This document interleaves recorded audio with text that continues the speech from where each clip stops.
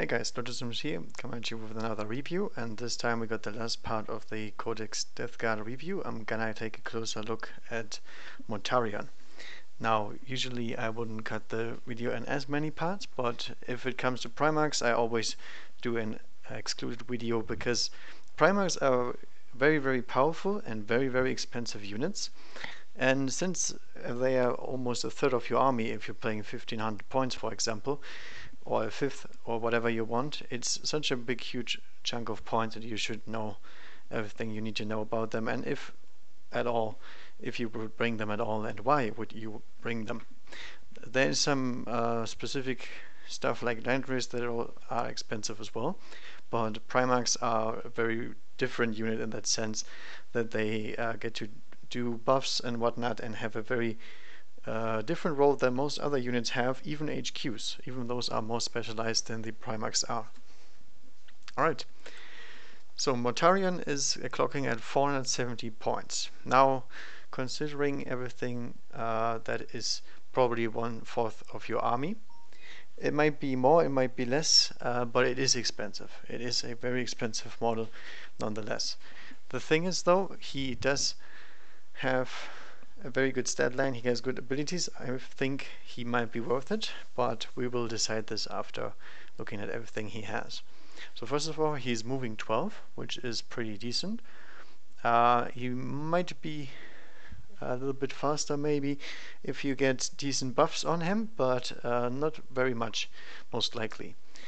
He's weapon skill versus skill 2, which is expected, being a Primarch, and he gets to reroll both of these because he has a aura ability, just like a Chaos Lord, that allows him to reroll once, and which means he's essentially hitting all the time unless somebody has a really nasty debuff that prevents you from being as effective.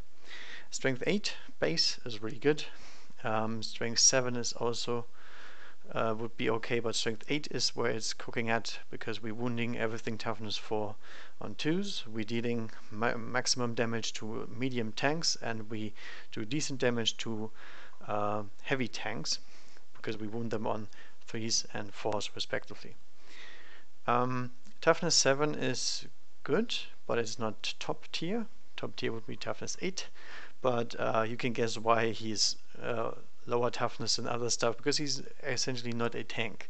He also has access to high invuln saves, which vehicle don't most of the time, and in addition to this has disgustingly resilient. So his toughness 7 in combination with 18 wounds and the invuln save, which is a 4 up here, can be considered very tanky indeed. He only has a 3+ armor save, which sounds a little bit weird, but it makes sense. But I don't think it's going to be too much of a big deal, because most stuff that will shoot at you is most likely high AP, high damage or strength, and most of this will ignore your 3-up armor save anyway. I mean, you only need maybe 1, which is a heavy bolter, which is very common. So it's not that hard to get him down, and essentially you will need a lot of firepower to bring him down, and this is where the last cannons and whatnot will target you the most. So if you're talking about toughness, always consider toughness plus armor, invuln save and other saves, and wound pool. So essentially the disgustingly resilient ability gives him another 6 wounds on average if you want to bring him down, unless you straight up one-shot him at any point, but which is obviously really hard to do if you have such a big pool of wounds that gets defended even against mortal wounds. He has 654 attacks. One thing about him that gets decreased as he goes lower, and still 6 attacks is pretty decent, and this is something you should not be worried about, because I'll talk about his close combat capabilities later, which will amplify the attacks. Leadership 10 is great, can't ask for more, and as I said, the save is good enough. The invuln save is pretty good, but not huge, like 3+ would be really strong, considering an invuln save, but as it is good and good enough, I think. He has Death to the False Emperor, Disgusting, Resilient, Demonic, the standard ones for what he's expected to have. Obviously, he also has a keyword Nurgle, because obviously he's from Nurgle, and as such he has a bunch of keyword interactions that I'll talk about later when we're finished and we're diving into the how does he fit into armies and what does he synergize with, and how do we make him even more powerful with what he already is. Alright, his wargear, first wargear is obviously a close combat weapon, which is Silence. It has a Reaping Scythe profile and a Eviscerating Blow, and the Reaping Scythe is just strength user, so 8, AP 2, damage 1, and you get +3 attacks for each attack that you possess. So at highest wounds he's rocking 18 attacks, and then it goes lower by 3 for each attack that you lose. This makes him rather effective against hordes, which is usually something the big units struggle with, that you get simply outvalued by units that target you. And obviously being 470 points, he needs to be in close combat, he needs to be effective in the game and not dealing with a bunch of Hormagons or something not worth taking out or winning the game. So this is something that obviously helps you very, very much with dealing with these guys, and strength 8 is still mowing down normal heavy infantry. You don't necessarily need strength 18 to deal with these guys. And talking about that, the Eviscerating Blow does exactly that. It is a strength times 2, so comes out at strength 16, which will deal with everything except one Forge World Nurgle guy himself, who is rocking toughness 9. But other than that, everything else would be considered toughness 8 is the highest, which you will wound on 2s. So that will make him very effective against whatever it is. It's AP 4, so that's maximum penetration almost. Deals even with 2+ saves very easily. And the only thing I don't consider very good, which is weird, is the D6 damage. D6 damage is one problem because damage is something that can be very, very, very powerful, because after all your huge strength, you might only get 1 damage off. And that's really, really bad in the times where big vehicles have 18 or 16 wounds, and it's obviously random. We would expect the average at 3 damage, but if you ask me, I would take a weapon that does 3 damage flat over something that does D6, because if he goes to town on something that can actually fight him, the random factor can just take him out straight up. So consider this a minor thing and a more of a safety problem just for me, but I would also say 3 is most of the time flat better. It is a plague weapon though, so you're rerolling once to wound, so you're rerolling basically everything. Awesome. The lantern he has is a range 18 pistol, which is pretty decent, a very good range for a pistol at least. Strength 8, which is huge, AP 3, damage 3, and this is 3 flat. So this thing can deal more damage than even his scythe can do. And the best thing is, you draw a line, 18-inch line from the target you chose, and then you hit each unit under this 18-inch new line from that guy once, and you cause on each of them one of these strength 8, AP3, D3, D3. I'm gonna say D3 all the time. It's D damage 3, not D3, which is obviously great. I mean, the pistol could be way, way worse. And also remember, it's a pistol, so pistols can be used in close combat, so you get to shoot at guys outside of close combat while you're targeting the guys that are closest to you, obviously. So that's cool. The lantern does a very, very good amount of damage in itself. It's essentially a melter on average, because it deals 3 damage flat, and obviously a little bit less effective because of the melter special rule, but it's nothing to sneeze at, I think. And at 2+ rerolling, this thing is gonna hit most of the time. Then he has Phosphate Bombs, range 6 grenades, 2d6, strength 5, AP 1, damage 1, so heavy bolter profile. The only issue is, if you use a grenade, you can't use your lantern. So the only reason I would use the phosphex bombs is in Overwatch, because you get 2d6 shots instead of just one with the lantern, and you are more likely to hit with the phosphex bombs than with the lantern. Other than this, I would probably not use them, although they're not bad. They're just simply outclassed most of the time. So if you're really feeling lucky on your 2d6 and you really need to kill that horde in front of you, just yes. But if there's something that the lantern might take out, such as vehicles, for example, then you would go for this one. So lantern is a great way to deal AoE damage to targets that have multiple wounds, aka monsters, heavy infantry, vehicles, whatnot. Good stuff. AoE damage is always very appreciated when dealing with 470 points models. Alright, and then last but not least, he has Nurglings crawling around, strength 2, AP 0, damage 1, plague weapon with d6 attacks. So, not web, I mean, he has it. And interestingly enough, strength 2 is not as bad as it sounds, because we will talk about some of the abilities he has very soon, and then you will realize this will deal more damage than any other Nurgling attack will probably do. Alright. Mortarion has a reroll fail to hit rolls of 1 for death card units within 7, including himself, which is essentially what a Lord does. So nice to have. A Lord is some points as well, so 70 points less just if you want him. His base is huge, so the AoE on this is pretty large considering everything, and it will affect everything, not just infantry. So that's great. Then you roll a d6 for each unit within 7 inches at the start of the fight phase, and on a 4, 5 or 6, depending on how many wounds he has, they take d3 mortal wounds each. Now usually I'm not a fan of the big we dealing mortal wounds on something, but a 4+ is a good value, and a d3 is a pretty good value as well. So most of the time, the more units are around you, the more damage you will deal, again in a AoE, unless it is huge hordes of single models all in one unit. So if something heroic is attacking you, if there's multiple strong units coming at you at the same time trying to take you out, they will be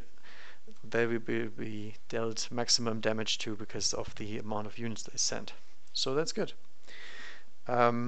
Next one is enemies within 7 get -1 toughness. This is the second buff, and I think it's probably one of the biggest buffs in the game that you can give to your army, because -1 toughness deals with almost anything and makes everything more effective at dealing with whatever you're against. There's light grenades, for example, only strength 3, which sucks, not that much. Now everybody around you that was toughness 4 was wounded on 5s, now they're down to toughness 3. So currently you're just wounding on 4s now and rerolling once. So that tiny Nurglings around you, all the stuff gets amplified in power. Everything goes up. It's most significant at toughness 4, 5 and 3 obviously, but just doing this will maximize damage against, for example, Eldar. All Eldar are essentially toughness 3 unless they're vehicle, so against all Eldar infantry you're essentially wounding on 4s very easily because they drop down to toughness 2. So this is a huge synergistic effect with anything that tries to work with toughness. For example, there's a psychic power that interacts with toughness that will help you out tremendously here, so do not underestimate this range. It's a big unit. You can get him up the field, and as soon as he starts being around something, your shooting already gets better. So he doesn't even have to touch anything, just the aura of decay around him will do work, which I find really, really nice in terms of what a rule does, how effective it is, and how fluffy it is. It fits. Everything fits into one rule here. I like that. And then another one, which is not here the best case, but if the enemy gets to deal with him finally, he on the 4+ he explodes, dealing d3 mortal wounds yet again to units within 7, unless they are Nurgle, in which case they find it rather refreshing, although they should be a little bit sad at least that the Mortarion is dead. But that aside, they don't have feelings, they are Nurgle, and that's just a nifty rule, because it doesn't hurt anybody but the enemy, which is better than hurting everybody, which is what most vehicles and most creatures have. So all in all, there's some really good abilities in here. So his wargear in itself is pretty nice, although not super impressive. But this stuff makes a really big deal out of him. He does stuff that other Primarchs do differently, but his is the most versatile. Reducing toughness is good for close combat, for shooting, for anything that deals damage to other units. And that within an army that is very tough to bring down is a very powerful trait to have, no matter what. Alright, but we are not done yet. Mortarion is a warlord sometimes, and if he has a warlord trait, he gets the warlord trait reroll failed wound rolls for attacks made with plague weapons for any Death Guard unit within 7. So this is a humongous buff yet again for his allies around him, rerolling hits and wounds. And plague weapons are everywhere in your army. They're not a very specific type or a very limited type. Then Mortarion is also a Psyker, which shows here because he has 3 powers and smite, which is nice. So he has some good versatility there. He gets half of the powers, and there is some bad ones in there as well. So 3 is, I think, just plenty. However, he can only cast 2 of them, but he can deny 3 of them, which is a big deal because well, how do you deal with Mortarion? You death hex him. Losing his invuln save will make him very weak to high damage weaponry. And obviously, what's the best way to deal with this? You deny the power. The denying is really important, and will make him much better in this sense where he can deny 3 powers in a row. And that's a bunch. I mean, you only have to deny each power once because you can't cast it multiple times unless it's smite.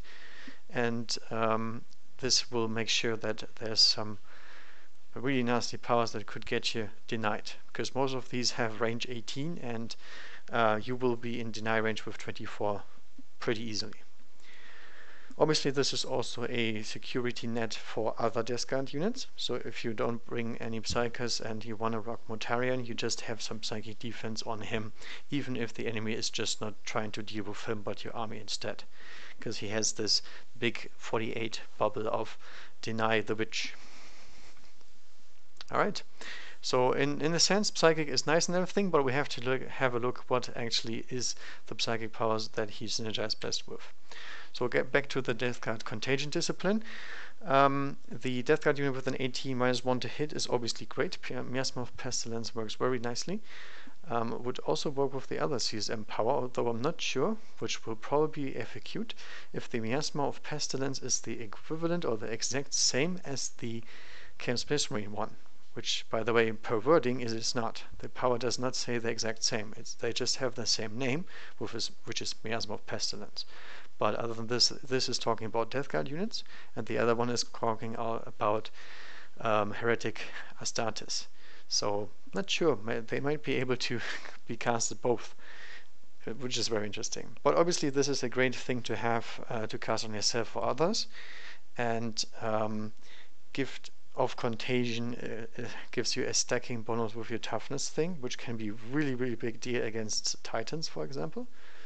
Even attacks will deal very nicely with them. So very good choice if you want to deal with a target that can actually fight Mortarion. This one would be something he could take to take out that Titan or whatever he wants to attack.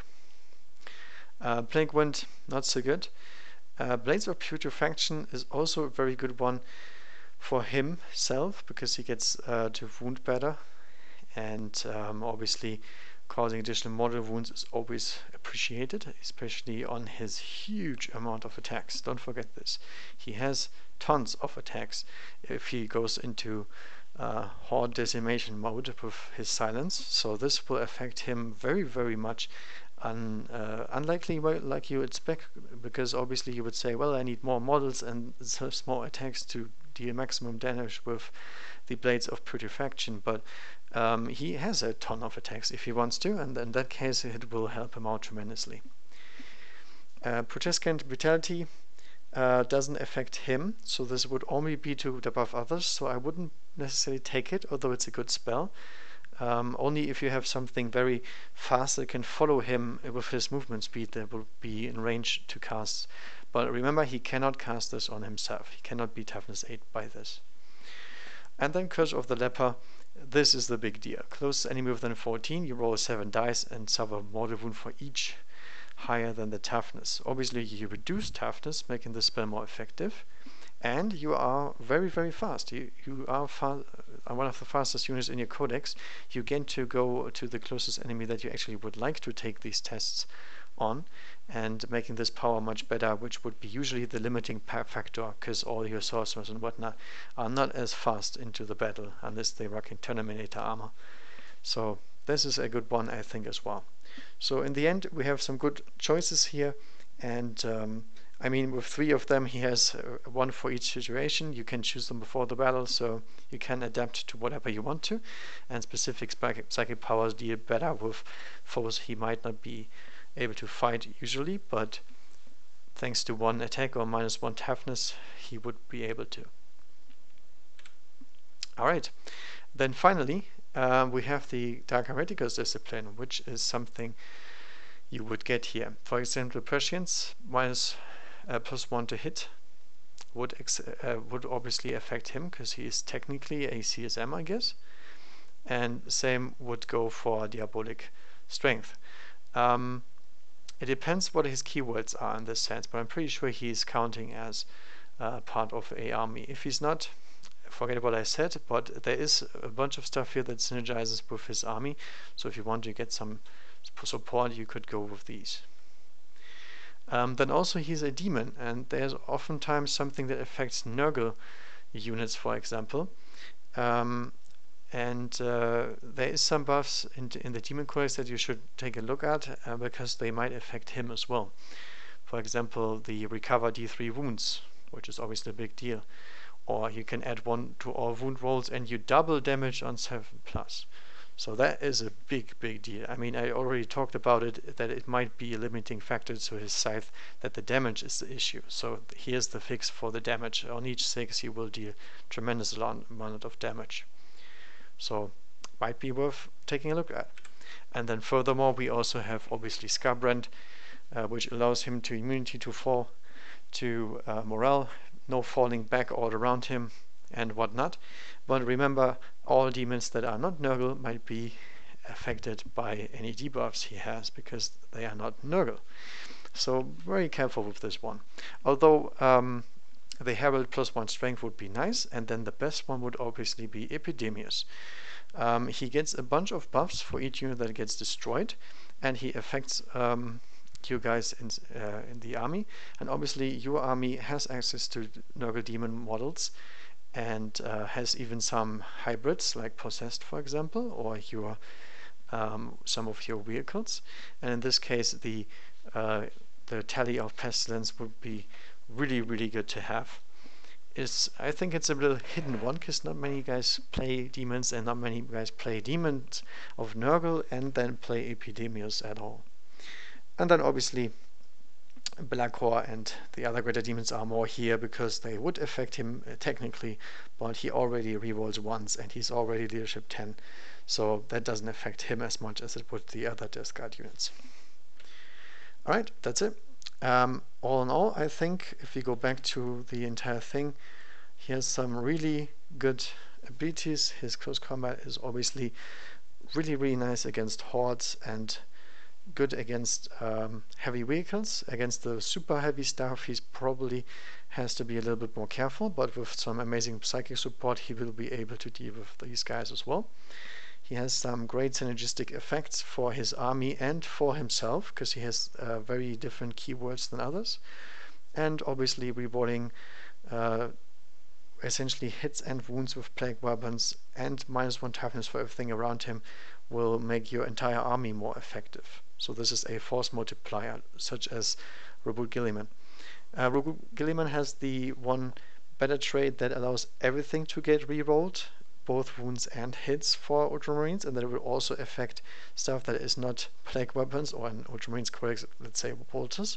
So he does that better, but Mortarion has essentially everything. He has the psychic stuff, he has the good buffs, he has good close combat profile. Essentially, he does everything very, very well. Not the best, but very, very well. And that might be just enough. He doesn't have to have more psychic powers, in my opinion. I think he's just fine with being a Psyker, casting 2, denying 3, knowing 3, so he has some options there. I think that's just fine. Doesn't have to have more than this. And it wouldn't make sense either, right? Magnus should be the superior Psyker at all times, because he is the Psyker Primarch, per se. So in all in all, I'd say he is worth the points for sure.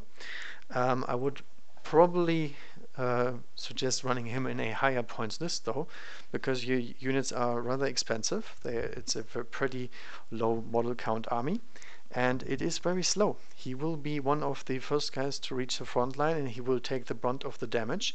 So the more you have to follow this up, the better he becomes. And obviously giving out buffs requires receivers of buffs to profit from them.